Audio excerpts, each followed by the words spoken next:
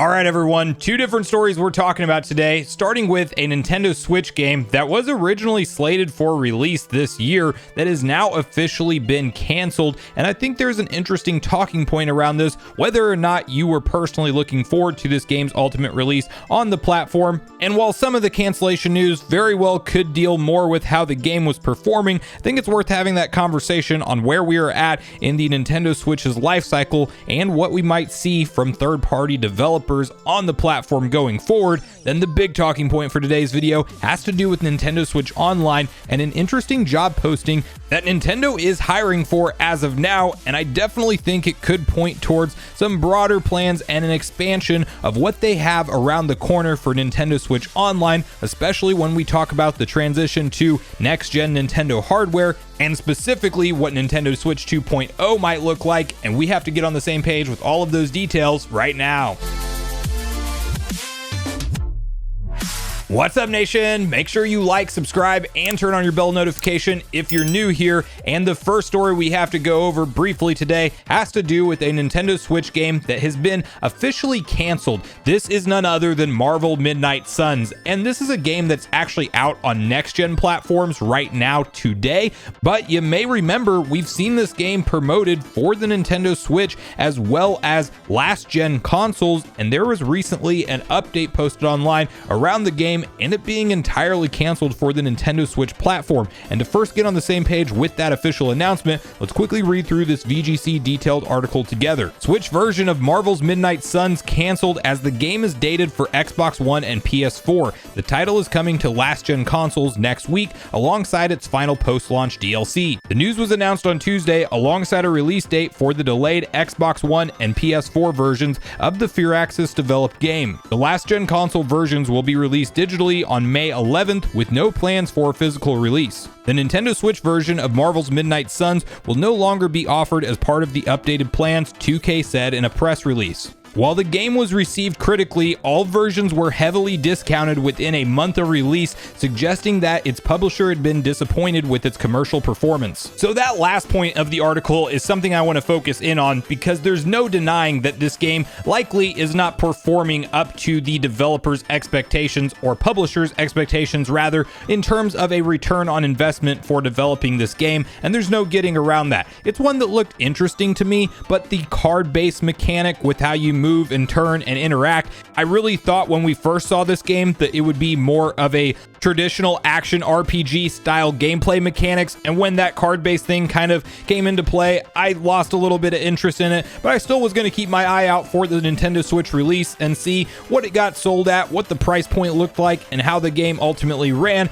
And now we are in a situation where it's canceled altogether, and while part of that for sure is due to the fact that the game is not performing that well, I also think there's a conversation to be had around the fact that this developer slash publisher chose to not bring it to a platform that has 120 plus million unit install base, with for sure a lot of Marvel fans as part of that install base. And I think that you can clearly see the writing on the wall that there was likely a lot of technical hoops that you have to jump through to get this thing to run on a Nintendo Switch today, that if we were in a situation where more powerful hardware was an option, we would likely see a game like this still brought over to that large install base. Granted, it wouldn't be 120 plus million, but I think there's additional development dollars at this point that you have to put into a Switch specific version of the game that you don't have to spend those same dollar amount of resources on something like a PS4 and Xbox One version.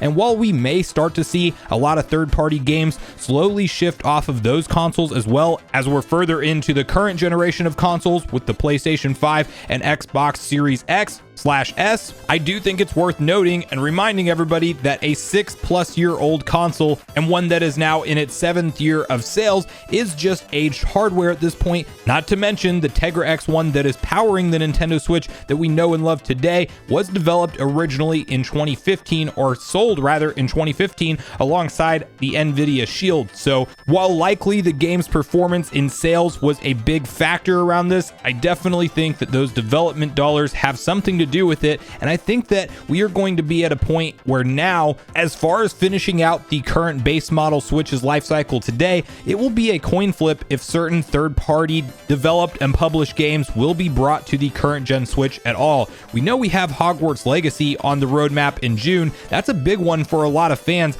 and I know a lot of Nintendo Switch gamers are excited to pick that up. And while that game is likely performing well enough that we should see it ultimately released, this could be one of those scenarios where once developers get in the weeds of making things run correctly on the Switch, they may give up and pull back the game altogether, and that is a dicey environment to be in. It's nice when we see major third-party game announcements and you see that Nintendo Switch logo at the end of those trailers, but I think we're going to be in an environment that until we get a Nintendo Switch 2, the true successor to the current platform that we play on today, we will likely see less and less third-party support. And I have a feeling that Marvel Midnight Suns may just be the latest sign of this. But I want to hear from you guys in the comments down below on this particular story, how you feel about the cancellation of the game now being official. Do you think it has anything to do with the technical limitations of the Switch, or do you think that this was entirely driven around how the game is selling on other platforms and it was just ultimately pulled back from that platform due to poor sales, and maybe it has nothing to do with performance at all, although I definitely think that the performance thing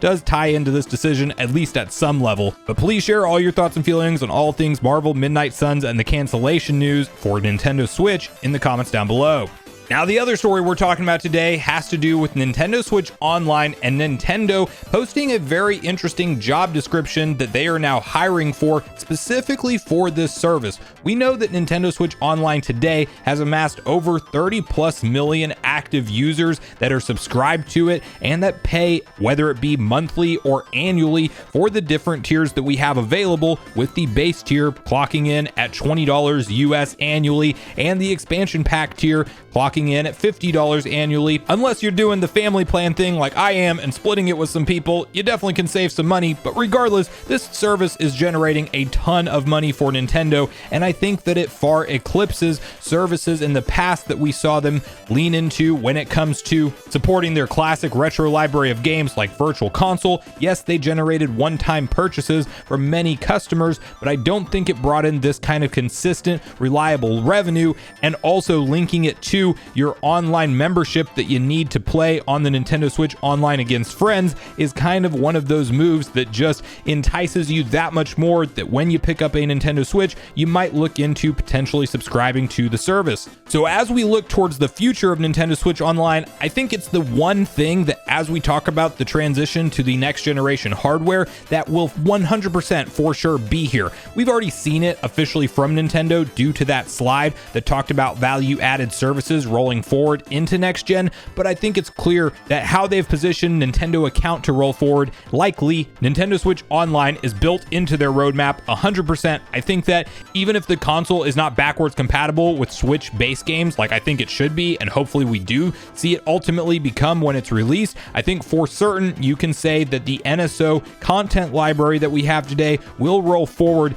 and hopefully we are talking about major enhancements when it does launch in some kind of 2.0 quote-unquote phase of the service. And to first get on the same page with what's been posted over on the Japanese recruitment website, let's quickly read through this Nintendo of Japan post, which is translated, mind you, together. Kyoto Web Service Technical Director for Nintendo Switch Online is the job posting in question here. Business content. With more than 36 million accounts worldwide, Nintendo Switch Online is constantly expanding and improving its services. You will be responsible for the operation and development of global services. Now, there's a general overview of what the day-to-day kind of looks like, but it's rough due to the translation, so I actually had ChatGPT summarize it, and it did a better job, so let's read these. The Technical Director of Web Services coordinates technical aspects for smooth development, understands the system related to the web service, and consults on component selection. Considers requesting or developing components within the team based on the situation, oversees the current state of the web service and prioritizes high-value response items, uses creative expressions to convey technical information to product and project managers, regularly checks for technical delays, and provides necessary support. Now, the last portion to read through tied to this job posting straight from the official website reads the following: Nintendo Switch Online services to be developed, online play, family computer, Nintendo Switch Online series, storage of save data, app for smartphones, looks like that's not going away. Subscriber exclusive benefit, Nintendo Switch Online application in the home menu of Nintendo Switch, plus other new services. So again, we won't really know exactly what Nintendo's bigger plan here is with the future of Nintendo Switch Online, but I do think that some kind of 2.0 will launch for this service alongside of new hardware, and I think that that will hopefully add in some very wanted features from fans, whether that be things like a traditional and optional trophy and achievement system. Not everybody is a fan of those. I am personally, and I see a lot of other people are online, and I think that Nintendo gamers could benefit from having that as an option with their games and kind of have it be a section of your profile on what achievements / trophies you've earned for all of the different games you've played, whether it be something like on system chat where you can actually tell your friend that you're about to get into a match and that they should join in, not just an invite, but an actual onboard chat with text and voice. It would be great if Nintendo just hops on the Discord train and makes that an app that you can talk to your friends through on their next gen platform. And you may say that it even lifts some of the responsibility off of them since it's a third-party app, but with Nintendo Switch Online app being in the conversation, that still may be the way that they try to do voice chat on the next gen console, and I certainly hope that's not the long-term plan, but it's entirely possible. But gamers talk to each other when they play online a lot in the current environment, and I think Nintendo needs to get with the times around that. And I think the broader point of this job really just has to do with Nintendo doubling down on the service for long term, and they are hiring additional positions that will be resources for this service and its long-term plan going forward. I don't think we restart from scratch with Nintendo Switch Online and their content library this time around. It's not going to be a repurchase virtual console. It's not going to be wait for SNES and Game Boy family of systems and N64 to be added in all over again on the new next gen hardware. I think it's rather we start day one with everything we have today. There's going to be some big feature updates in terms of what we can do on the service from a functionality standpoint, and hopefully sooner or later we get additional content libraries like the GameCube, even Dreamcast from Sega, and ultimately Wii. And if they can come up with a way to do DS and 3DS games, that would be absolutely fantastic. Although definitely expect a price tier increase if we are in that environment. But I really want to hear from you guys at this point in the video, all your personal thoughts and opinions on both the different stories we talked about today. How do you feel about the cancellation of Marvel Midnight Suns for the Switch version? And do you think we see less third-party games going forward for the current generation of hardware? And how do you feel about this Nintendo Switch Online, Nintendo of Japan job listing? Do you think it leads any credence to the fact that Nintendo has broader plans for this service going forward and they will be adding in new functionality at a broader level and maybe meet some demands of the fans that are out there today? Or do you think we will get more of the same with NSO rolling forward and that it really won't change in any notable way on the next gen hardware and it's likely more of the same of what we have today? So regardless of your thoughts and feelings on everything we talked about today, I do look forward to hearing from you all in the comments down below before we leave the video, as I do look forward to getting a back and forth conversation started with you all around this topic. Go watch yesterday's video next if you haven't already, which is on screen right now. Also make sure you like, subscribe, turn on your notification bell, and I will see you guys in the next video.